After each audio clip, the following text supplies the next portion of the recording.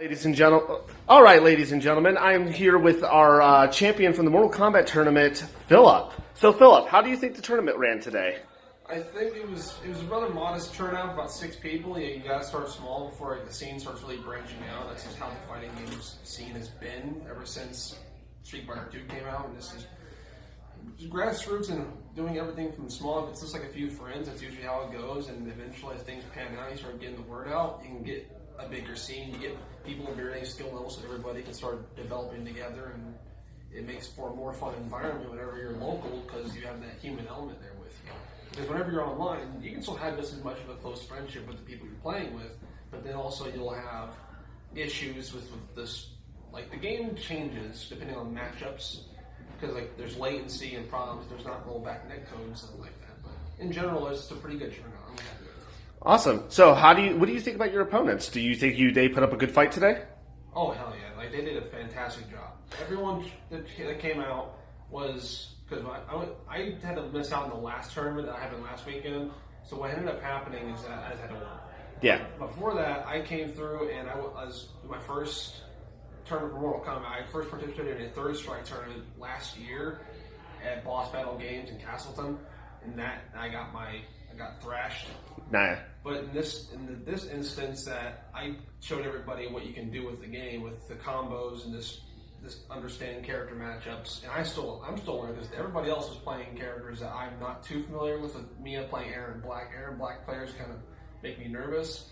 And with Michael, he played Sub-Zero, which is my main. I played Sub-Zero, so I know how all of Sub-Zero's moves come out. I know how fast they can be sometimes, so I was able to mostly counteract that. But also, he played a very different style. He played a very aggressive Sub-Zero.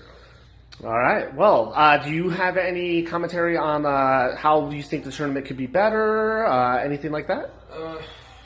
What I think the tournament could be better is that most of this will come down to as we get along, as we all get better acquainted, and usually like as it starts branching out and getting bigger, we might get like a secondary like vice organizer to help organize things. So we have like some pools that they get like. If we get to like 30 or 60 people. Oh yeah, definitely. Like, you'll definitely need more than one person because like pools will definitely last longer. So we'll definitely need like a lock in here if we're gonna have like a tournament that long. It's like this is about 3 hours. Yeah. So. And then the tournament brackets are a bit loose right now because everything's playing loose and goose, and that's fine and fun.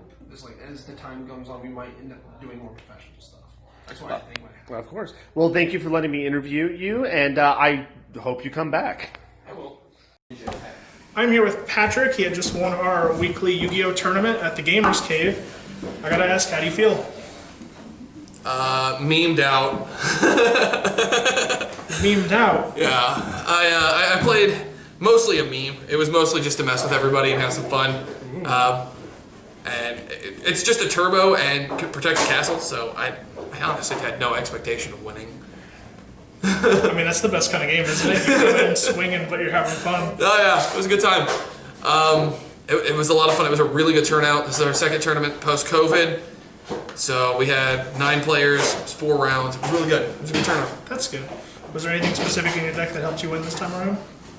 Power Load Ogre. That's the whole point of the deck. The whole point of the deck is to get one monster out, and nothing can do it. You can't do anything to it. It's unaffected. So it just stands there and it just flips everybody off, basically. That's good. It's fun.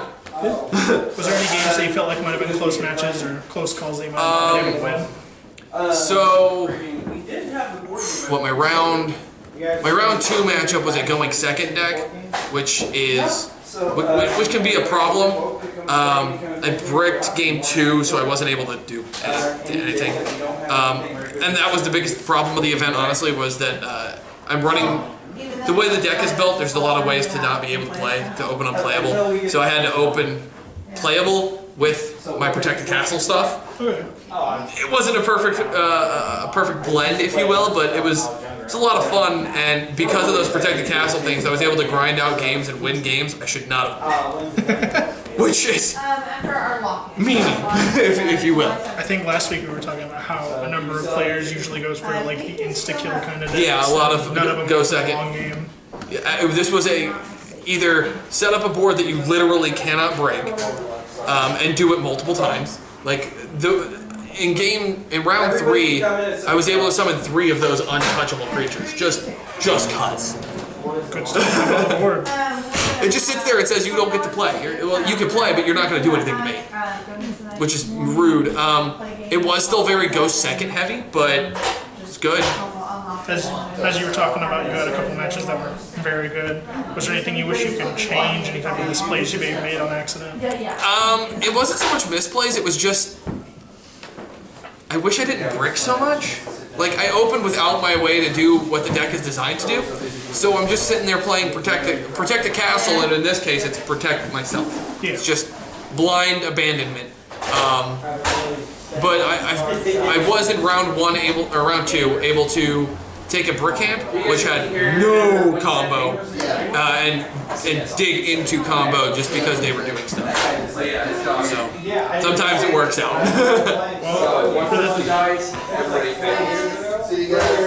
Well, regardless, this week you're the Yu-Gi-Oh! Champion for the tournament that we had here at the Gamers Cave.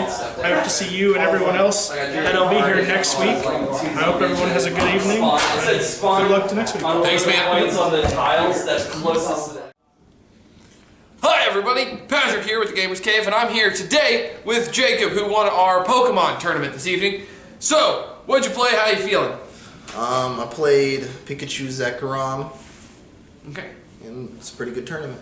How'd you feel like obviously you won, but how you feel the event ran tonight? Pretty smooth. Deck was really consistent. Winning helps, it makes everything feel Yeah. nicer, doesn't it? Were there any matches that you thought were really close or difficult wins? I lost round 1. Did you really? Yeah. I ended up coming back and taking the whole thing, so I guess that's not too bad. Top Cut helps with that, doesn't it? Yeah, really Yeah. helps. Well, I guess you're the winner this week, but everybody else, come on out. Let's see if we can take the champ down a peg. Come on in for the Pokemon Leagues every Wednesday night here at the Gamers Cave.